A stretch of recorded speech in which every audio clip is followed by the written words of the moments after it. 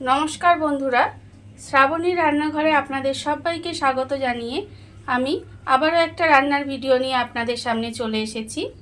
আজকের আমি আপনাদের লাল শাকটা একটু অন্যরকম করে বানিয়ে দেখাবো। তাহলে আমি লাল শাকটা কিভাবে আজকে রান্না করি সেটা আপনারা একবার দেখে নিন। রান্নাটা করার জন্য প্রথমে আমি গ্যাসটা অন করে কড়াটা বসিয়ে নিয়েছি। এবারে আমি এর মধ্যে দেব প্রথমে সরষের তেল। এখানে আমি প্রায় 3 চামচ মতো সরষের তেল দিলাম। এইবারে তেলটাকে আমাকে একটু গরম হতে দিই। তেলটা আমার গরম হয়ে গেছে। আমি প্রথমে দেব এখানে তেলের মধ্যে ফোড়ন দেব। ফোড়নে দেব আমি এখানে একটা শুকনো লঙ্কা, আর আমি দেব এখানে অল্প সামান্য একটু সাদা আর কালো সর্ষে দিয়ে একটু নেড়ে চেড়ে নেব। নেড়ে চেড়ে একটু ভাজা ভাজা মতো করে নিলাম। এইবারে আমি এর মধ্যে দিয়ে দেব এখানে আমি লাল শাক ছোট ছোট করে কুচিয়ে রেখেছি।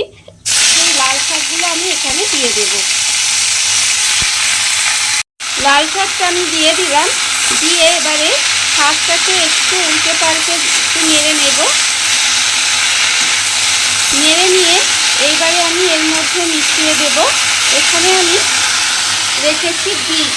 বিটটা আমি ব্লেন্ডারের সাহায্যে খুব ভালোভাবে দেখুন এখানে কিন্তু সরু সরু করে খুলে রেখে দিয়েছি। সেই বিটটা আমি এখানে দিয়ে দেব। শাকের মধ্যে বিটটা আমি দিয়ে দিলাম। দিয়ে এবারে গ্যাসটা কমিয়ে দিয়ে খুব ভালোভাবে শাকের সঙ্গে বিটটা মিশিয়ে নিতে হবে। আর এই সময় দিয়ে দেব আমি এতে আন্দাজ মতো নুন।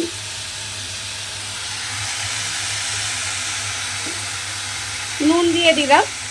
দিয়ে এবারে শাক আর বিটটা খুব ভালোভাবে মিশিয়ে একটু রান্না করে নিতে হবে। লাল শাক আর বিটটা মিশিয়ে তার মধ্যে নুন দিয়েছিলাম। দেওয়ার ফলে দিয়ে একটু ঢাকা দিয়ে রেখে দিয়েছিলাম। রেখে দেওয়ার ফলে দেখুন শাকটা থেকে জল বেরিয়ে গেছে, বেরিয়ে শাকটা সেদ্ধ হয়ে গেছে। আর এর মধ্যে কিন্তু বিটটাও যেহেতু খুব সরু সরু করে কেটে দেওয়া আছে, বিটটাও কিন্তু এর মধ্যে ভালোভাবে সেদ্ধ হয়ে যাবে। এবারে আমি এর মধ্যে দেব চিনি। এখানে স্বাদের জন্য অল্প সামান্য একটি চিনি দিলাম। দিয়ে আবারও মিশিয়ে নিয়ে এটা এইভাবেই কিন্তু গ্যাসটা কমিয়ে একটু রান্না করে নিতে হবে। চিনিটা মিশিয়ে আবারও কিন্তু একটু রান্না করে নিয়েছি। এইবারে আমি এর মধ্যে দিয়ে দেব নারকেল কোড়া। এখানে আমি নারকেল কোড়া রেখে দিয়েছি। এখানে আমি অল্প একটু নারকেল কোড়া এর মধ্যে দিয়ে দিলাম। দিয়ে আবারও কিন্তু খুব ভালোভাবে নেড়ে নেড়ে জলটা কিন্তু শুকনো শুকনো করে নিতে হবে। আর একেবারে কিন্তু শুকনো শুকনো হয়ে যাবে না, অল্প একটু কাদা কাদা মতো হবে। তাই গ্যাসটা কমিয়ে দিয়ে খুব ভালোভাবে কিন্তু নেড়ে নেড়ে এটা রান্না করে নিতে হবে। শাকটা আমার এখানে প্রায় রান্না হয়েই এসেছে। এইবারে আমি এর মধ্যে দিয়ে দেব পোস্ত। আমি এখানে গোটা পোস্ত রেখে দিয়েছি। সেই পোস্ত কিন্তু আমি প্রায় 2 চামচের মতো পোস্ত দিয়ে দেব। দিয়ে আবারও কিন্তু খুব ভালোভাবে এটা মিশিয়ে নিতে হবে। মিশিয়ে প্রায় 2 থেকে 3 মিনিট মতো একটু রান্না হতে দেব। আর আমি এর মধ্যে দিয়ে দেব 2টো চেরা কাঁচা লঙ্কা।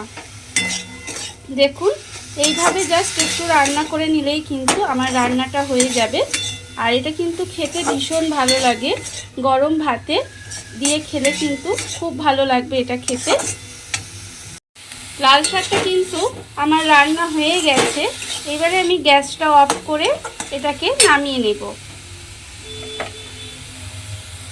দেখুন বন্ধুরা, বাড়িতে থাকা অল্প সামান্য উপকরণ দিয়ে আর অল্প সময়ে কত সুন্দর একটা লাল শাক রান্না হয়ে গেল।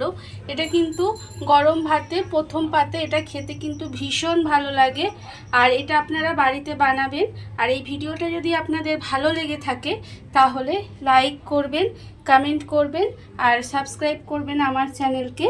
আজ এই পর্যন্ত, নমস্কার।